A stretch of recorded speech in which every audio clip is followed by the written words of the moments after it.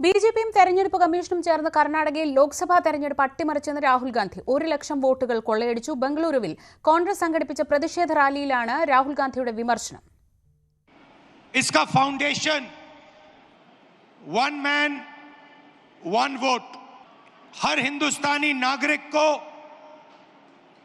यह संविधान एक वोट का अधिकार देता है। पिछले चुनाव में बीजेपी ने कहा, मोदी जी ने, इनके नेताओं ने इस पर आक्रमण किया, हिंदुस्तान की संस्थाओं को खत्म करके इस पर आक्रमण किया। पिछले चुनाव में हमारे सामने एक सवाल उठा, लोकसभा का चुनाव हुआ, उसके बाद महाराष्ट्र का चुनाव होता है। लोकसभा में हमारा गठबंधन महाराष्ट्र के चुनाव को जीतता है, 4 महीने बाद बीजेपी महाराष्ट्र में विधानसभा जीतती है। आश्चर्यजनक नतीजा था कि 1 करोड़ नए वोटरों ने वोट किया विधानसभा में। 1 करोड़ नए लोग जिन्होंने लोकसभा में अपना वोट नहीं डाला था, जादू से ये विधानसभा में वोट डालने निकल आए, और जहां भी ये नए वोटर आए वहां पर बीजेपी चुनाव जीती।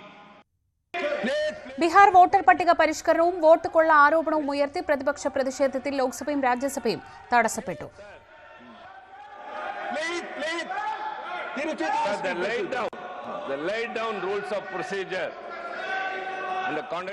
രാഹുലിന്റേത് രാഷ്ട്രീയ നാടകമെന്നും ആരോപണങ്ങൾ ഗൗരവമായി എടുക്കേണ്ട കാര്യമില്ല എന്നുമാണ് ബിജെപിയുടെ പ്രതികരണം. കോൺഗ്രസ് അധികാരത്തിലെത്തുമ്പോൾ തെരഞ്ഞെടുപ്പ് കമ്മീഷൻ ഉദ്യോഗസ്ഥർക്കെതിരെ നടപടിയെടുക്കുമെന്ന് രാഹുലിന്റെ മുന്നറിയിപ്പ് പ്രതിപക്ഷ നേതാവിന് ചേർന്നതല്ലെന്നും ബിജെപി വിമർശിച്ചു. लेकिन ये देखना चाहिए कि एक प्रतिपक्ष की पार्टी चुनाव हारने के बाद किस तरह लगातार तथ्यों के आधार पर झूठ का काम कर रही है, और सबसे ये तो उनकी अपनी चॉइस है, लेकिन अगर उनको आपत्ति है तो कोई फॉर्मल एविडेंस किसी ओथ पे उन्होंने दी हो, इलेक्शन कमीशन में ऐसा नहीं है. വിവരങ്ങളുമായി VR കാർത്തിക് ന്യൂസ് ഡെസ്കിൽ നിന്ന്. കാർത്തിക്, ഇന്നലെ രാഹുൽ ഗാന്ധി തെരഞ്ഞെടുപ്പ് കമ്മീഷനെതിരെ ഉന്നയിച്ച ആരോപണങ്ങൾ, പുറത്തുവിട്ട വിവരങ്ങൾ, ഇതെല്ലാം കത്തിപ്പടരുന്നതാണ് കാണുന്നത്. ഇന്ന് പാർലമെന്റിലടക്കം ഇത് വലിയ രീതിയിൽ ചർച്ചയാവുന്നുണ്ട്. ഇതിനെ തെരഞ്ഞെടുപ്പ് കമ്മീഷന്റെ മറുപടി വരുന്നുണ്ട്. ഒപ്പം പ്രതിരോധിക്കാൻ BJPയുമായി ചേർത്താണല്ലോ പറയുന്നത്. പ്രതിരോധിക്കാൻ BJP എന്തൊക്കെ ന്യായങ്ങളാണ് മുന്നോട്ട് വയ്ക്കുന്നത്? എങ്ങനെയാണ് ഈ വിഷയം ഇപ്പോൾ ചർച്ചകളിൽ നിറയുന്നത്? BJPയുടെ കേന്ദ്രമന്ത്രിമാരും കർണാടകയിലെ BJP സംസ്ഥാന പ്രസിഡന്റുമൊക്കെയാണ് ഈ ഘട്ടത്തിൽ പ്രതികരിച്ചിട്ടുള്ളത്. അവർ പറയുന്നത് ഈ വിഷയം ഗൗരവമായി എടുക്കേണ്ട, നേരത്തെ തന്നെ ഉന്നയിച്ച ആരോപണങ്ങളാണ്.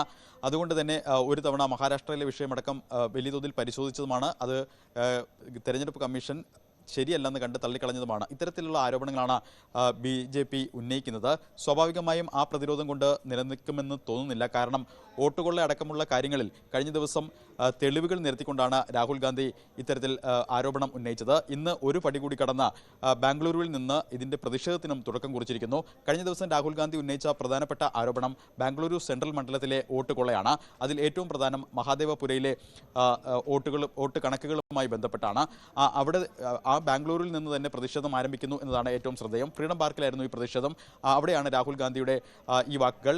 തെരഞ്ഞെടുപ്പ് കമ്മീഷനെയും BJPയെയും ഒരുപോലെ കടന്നാക്രമിച്ചുകൊണ്ടായിരുന്നു രാഹുലിന്റെ പ്രസംഗം. ഈ പ്രസംഗത്തിൽ ചൂണ്ടിക്കാട്ടിയതും കഴിഞ്ഞ ദിവസത്തെ കണക്കുകൾ സംബന്ധിച്ച് തന്നെയാണ്. ഇപ്പോഴും തെരഞ്ഞെടുപ്പ് കമ്മീഷൻ പ്രധാനമായും ആവശ്യപ്പെടുന്നത്, ഹരിയാന, കർണാടക, മഹാരാഷ്ട്ര തെരഞ്ഞെടുപ്പ് കമ്മീഷണർമാർ രാഹുൽ ഗാന്ധിക്ക് കഴിഞ്ഞ ദിവസം തന്നെ കത്തയച്ചിരുന്നു. ആ കത്തിൽ പ്രധാനമായും ആവശ്യപ്പെട്ടത് ഉന്നയിക്കുന്ന ആരോപണങ്ങൾ പ്രതിജ്ഞാപത്രത്തിൽ എഴുതി വോട്ടർ പട്ടികയിലെ ക്രമക്കേടുകൾ അടക്കം തെളിവുകൾ സഹിതം ഹാജരാക്കിയാൽ അന്വേഷണം നടത്താം എന്നാണ് അവർ മുന്നോട്ട് വയ്ക്കുന്ന വാദം. ഇന്ന് ഈ റാലിയിൽ അതിന് കഴിഞ്ഞ ദിവസം പറഞ്ഞ മറുപടി തന്നെ രാഹുൽ ആവർത്തിക്കുന്നു എന്നതും ഏറെ ശ്രദ്ധേയമാണ്. താൻ പാർലമെന്റിൽ സത്യപ്രതിജ്ഞ ചെയ്തിട്ടുണ്ട്. ഈ ഭരണഘടന തൊട്ടാണ് സത്യപ്രതിജ്ഞ ചെയ്തത്. അതിനുമപ്പുറത്തേക്ക് ഒരു പ്രതിജ്ഞ എഴുതി നൽകി ഇതിനൊരു അന്വേഷണത്തിന് നടത്താൻ തയ്യാറല്ല എന്ന തരത്തിലുള്ള മറുപടികളാണ് ഇപ്പോൾ രാഹുലിന്റെ ഭാഗത്തു നിന്നുണ്ടാകുന്നത്. എന്തായാലും വോട്ടുകൊള്ള ആരോപണത്തിൽ വിഷയം സജീവമായി നിലനിർത്താനും മുന്നോട്ട് കൊണ്ടുപോകാനും തന്നെയാണ് കോൺഗ്രസിന്റെ തീരുമാനം. പ്രത്യേകിച്ച് ബീഹാർ നിയമസഭാ തെരഞ്ഞെടുപ്പ് ഈ വർഷം അവസാനം നടക്കുന്നു. തിങ്കളാഴ്ച തെരഞ്ഞെടുപ്പ് കമ്മീഷന് മുന്നിൽ ഡൽഹിയിൽ വലിയ പ്രതിഷേധത്തിന് ഇന്ത്യ സഖ്യം തയ്യാറെടുക്കുന്നു. അത്തരത്തിൽ വിഷയം സജീവമാക്കി നിർത്താൻ കോൺഗ്രസ് ശ്രമിക്കുമ്പോൾ മുതിർന്ന നേതാക്കൾ BJPയുടെ മുതിർന്ന നേതാക്കളുടെ അടക്കം പ്രതികരണങ്ങൾ വരണം. അതൊരുപക്ഷെ ഇന്ന് വൈകിട്ടോടുകൂടി വന്നേക്കും. ഇന്ന് പാർലമെന്റിലും വലിയ പ്രതിഷേധമുണ്ടായി. ലോക്സഭ 3 മണി വരെ പിരിയുകയും രാജ്യസഭ ഇന്നത്തേക്ക് പിരിയുകയും ചെയ്തു. 3 മണിക്ക് ശേഷം സീനിയർ നേതാക്കൾ ലോക്സഭയിൽ ഇതിന് മറുപടി നൽകുമോ എന്നതാണ് ശ്രദ്ധേയം. ഇനി PR കാർത്തിക്കാണ് വിവരങ്ങൾ നൽകിയത് ന്യൂസ് ഡെസ്കിൽ നിന്ന്.